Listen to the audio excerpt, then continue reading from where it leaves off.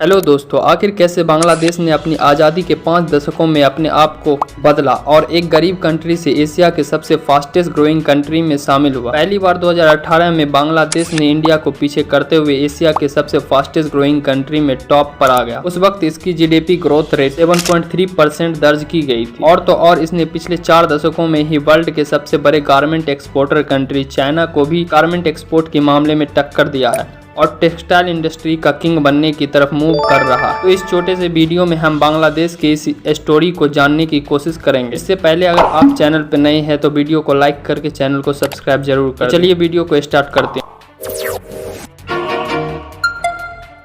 26 मार्च 1971 जब बांग्लादेश को आज़ादी मिली थी, तब के वहाँ के प्राइम मिनिस्टर शेख मुजीबुर रहमान बने। उनके आगे कंट्री से रिलेटेड बहुत सारे पॉलिटिकल और इकोनॉमिकल चैलेंजेस थे। अगर बात करें पॉलिटिकल चैलेंजेस की, तो उस वक्त कंट्री को एक स्टेबल गवर्नमेंट की बहुत ज़्यादा ज़रूरत थी और नए नए पॉलिटिकल आइडियाज़ की ज़रूरत थी जिससे कंट्री का डेवलपमेंट हो सके।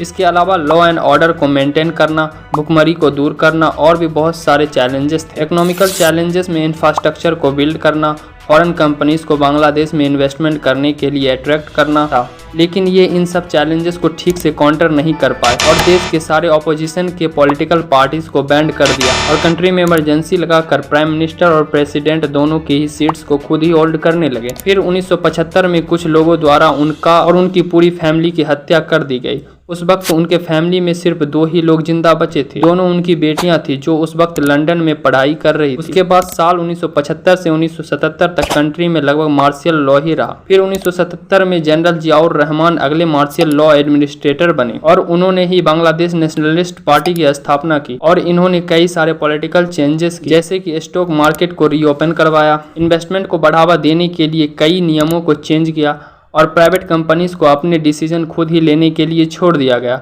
इन पॉलिटिकल चेंजेस के रिजल्ट उसी साल सामने आ गए जब बांग्लादेश में $1 बिलियन की फॉरेन इन्वेस्टमेंट हुई और यहीं से बांग्लादेश की इकोनॉमी का बूस्ट होना स्टार्ट हुआ। फिर साल 1978 में नूरुल खादर खान की गवर्नमेंट आई। इन्होंने सबसे ज़्यादा फोकस बांग्लादेश के टेक्सटाइल इंडस्ट्री पर किया।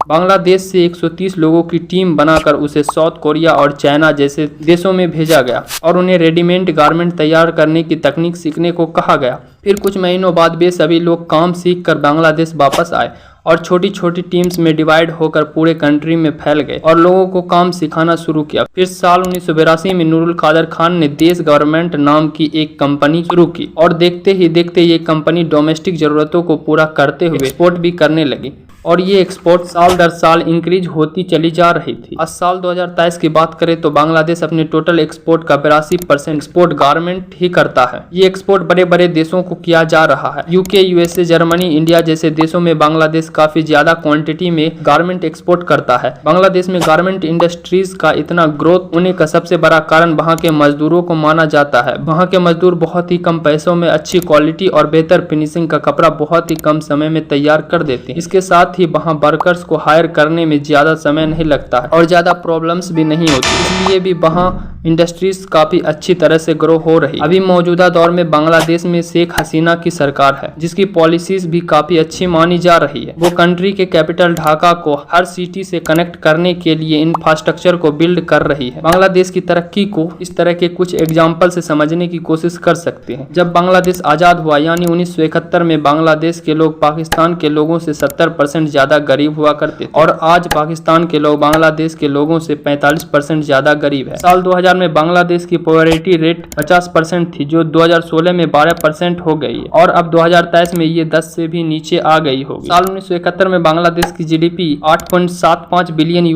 की थी जो अब $416 बिलियन की हो गई है। वहीं अगर पाकिस्तान की बात करें तो इनकी जीडीपी बांग्लादेश से भी कम $348 बिलियन की है। 19 के दशक में बांग्लादेश $640 मिलियन के गारमेंट का एक्सपोर्ट किया करता था जो इंक्रीज होकर अब $34 बिलियन हो गया है। वही बात करें अगर पीसीआई यानी पर कैपिटा इनकम की तो बांग्लादेश इस मामले में इंडिया को भी पीछे छोड़ दिया है। साल 2022 में बांग्लादेश की पर कैपिटा इनकम $2793 थी, भारत की $2300। बांग्लादेश की इकोनॉमी में गारमेंट सेक्टर का कंट्रीब्यूशन 16% तक है, वहीं बांग्लादेश की जीडीपी में इसका कंट्रीब्यूशन 10% तक है। जीडीपी ग्रोथ रेट के मामले में भी बांग्लादेश ने सबको चौंका दिया है। साल 2018 में बांग्लादेश की जीडीपी ग्रोथ रेट एशिया में सबसे ज्यादा थी। और तो और साल 2020 के कोरोना पैंडेमिक में भी लगभग सभी देशों की जीडीपी ग्रोथ रेट निगेटिव में चली जा रही थी। बांग्लादेश की जीडीपी 3.4% की रेट से इंक्रीज हो रही थी और आईएमएफ के डेटा के मुताबिक